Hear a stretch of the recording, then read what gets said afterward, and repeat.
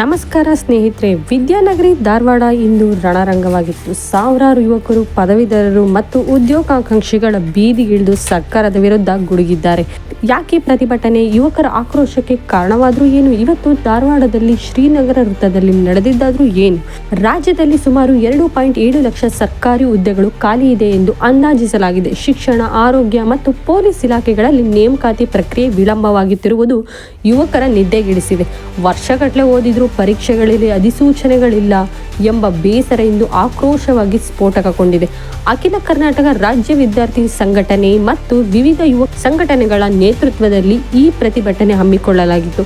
ಬೆಳಗ್ಗೆಯಿಂದಲೇ ಸಾವಿರಾರು ವಿದ್ಯಾರ್ಥಿಗಳು ಧಾರವಾಡದ ಶ್ರೀನಗರ ವೃತ್ತದಲ್ಲಿ ಜಮಾಯಿಸಿದ್ರು.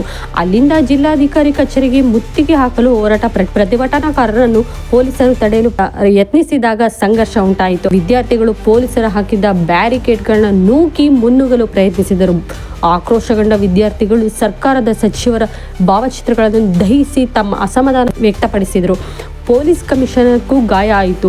ನೂಕುನುಗ್ಗಲಿನ ಸಂದರ್ಭದಲ್ಲಿ ಧಾರವಾಡದ ಪೊಲೀಸ್ ಕಮಿಷನರ್ ಶಶಿಕುಮಾರ್ ಅವರ ಎದೆಗೆ ಏಟು ಬಿದ್ದು ಗಾಯಗೊಂಡಿದ್ದಾರೆ ಎಂಬ ವರದಿಯಾಗಿದೆ. ಸಂಘಟನೆಯ ಅಧ್ಯಕ್ಷರಾದ ಕಾಂತ್ ಕುಮಾರ್ ಅವರನ್ನು ಪೊಲೀಸರು ವಶಕ್ಕೆ ಪಡೆದಾಗ ಪರಿಸ್ಥಿತಿ ಮತ್ತಷ್ಟು ಉದ್ವಿಗ್ನಗೊಂಡಿತು. ಪ್ರತಿಭಟನೆಯ ಕಾವು ಹೆಚ್ಚಾಗ್ತಿದ್ದಂತೆ ಬೆಂಗಳೂರಿನಿಂದ ಮುಖ್ಯಮಂತ್ರಿ ಸಿದ್ದರಾಮಯ್ಯ ಅವರು ಪ್ರತಿಕ್ರಿಯಿಸಿದ್ದಾರೆ. ಯುವಕರ ಸಮಸ್ಯೆಗೆ ಗಂಭೀರವಾಗಿ ಪರಿಗಣಿಸುವುದಾಗಿ ಮತ್ತು ಮುಂಬರುವ ದಿನಗಳಲ್ಲಿ ನೇಮಕಾತಿ ಪ್ರಕ್ರಿಯೆಗೆ ವೇಗ ನೀಡಲಾಗುವುದು ಎಂದು ಭರವಸೆ ನೀಡಿದ್ದಾರೆ. ಅಲ್ಲದೆ ಕಾರ್ಮಿಕ ಸಚಿವ ಸಂತೋಷ್ ಲಾಡ್ ಅವರು ಸುಮಾರು 56,000 ಹುದ್ದೆಗಳು ಭರ್ತಿಗೆ ಕ್ರಮ ಕೈಗೊಳ್ಳುವುದು ಎಂದು ಹೇಳಿದ್ದಾರೆ. ಆದರೆ ಕೇವಲ ಭರವಸೆ ಸಾಲದು, ನಮಗೆ ಕೆಲಸ ಬೇಕು ಎನ್ನುವುದು ವಿದ್ಯಾರ್ಥಿಗಳ ಹಠವಾಗಿದೆ. ಸ್ನೇಹಿತರೆ, ಓದಿ ತಯಾರಾದ ಯುವಶಕ್ತಿ ಇಂದು ಕೆಲಸಕ್ಕಾಗಿ ಬೀದಿಲ್ ನಿಂತಿದೆ.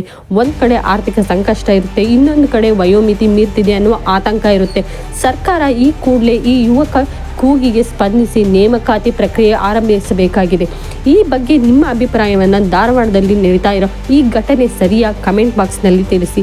ಈ ವಿಡಿಯೋವನ್ನು ನಿಮ್ಮ ವಿದ್ಯಾರ್ಥಿ ಸ್ನೇಹಿತರೊಂದಿಗೂ ಹಂಚಿಕೊಳ್ಳಿ. ಮತ್ತಷ್ಟು ಸುದ್ದಿಗಳಿಗಾಗಿ ನಮ್ಮ ಚಾನಲ್ ಸಬ್ಸ್ಕ್ರೈಬ್ ಮಾಡ್ಕೊಳ್ಳೋದನ್ನು ಮರಿಬೇಡಿ.